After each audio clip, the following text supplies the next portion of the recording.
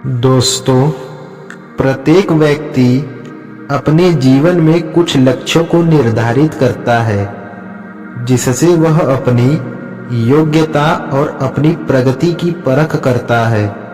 यदि लक्ष्य हासिल नहीं होते हैं तो वह अपनी कमियों को देखता है, उसमें सुधार करता है और फिर उन लक्ष्यों को हासिल करने की कोशिश करता है। कई लोग लक्ष्यों को निर्धारित करते हैं और उसको पाने के लिए रणनीति भी बनाते हैं, लेकिन वे असफल होते हैं। आज हम भगवान बुद्ध से जुड़ी एक प्रेरक घटना के बारे में बता रहे हैं, जिसमें आपके लिए एक संदेश है। भगवान बुद्ध को जब ज्ञान की प्राप्ति हो गई तो फिर वे संसार को उस ज्ञान से अलौकिक करने निकल पड़े। भगवान बुद्ध किसी गांव में जीवन के विभिन्न आयामों पर प्रतिदिन व्याख्यान देते।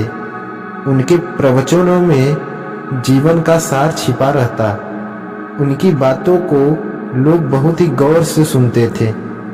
एक व्यक्ति बिना नागा किए उनके व्याख्यान सुनता। काफी समय बीत जाने के बाद भी उसने अपने अंदर कोई विशेष बदलाव नहीं पाया। इससे परेशान होकर वह एक दिन बुद्ध के पास आया और बोला कि वह लंबे समय से एक अच्छा इंसान बनने के लिए उनके प्रवचनों को सुनता है और सुनता रहा है, लेकिन इससे उसे कोई विशेष लाभ नहीं हुआ। वह एक अच्छा इंसान नहीं बन पाया, उसमें कोई बदलाव नहीं आया है। उसकी बातों को सुनकर बुद्ध मुस्कुराए।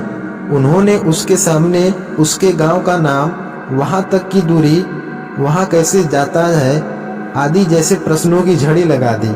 जब बुद्ध ने उससे कहा कि क्या वह यहाँ बैठे बैठे अपने गांव पहुंच जाएगा, तो वह झुंझला गया।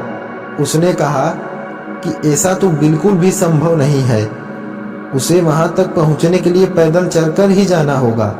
इस पर भगवान बुद्ध ने कहा कि अब आपको आपके प्रश्नों का उत्तर मिल ही गया होगा। यदि आपको अपने गांव का रास्ता पाना है, लेकिन इस जानकारी को व्यवहार में लाए बिना वहां नहीं पहुंचा जा सकता, उसी प्रकार यदि आपके पास ज्ञान है और आप इसको अपने जीवन में अमल में लाए बिना एक बढ़िया इंसान नहीं बन सकते। ज्ञान को अपने व्यवहार में लाना आवश्यक है।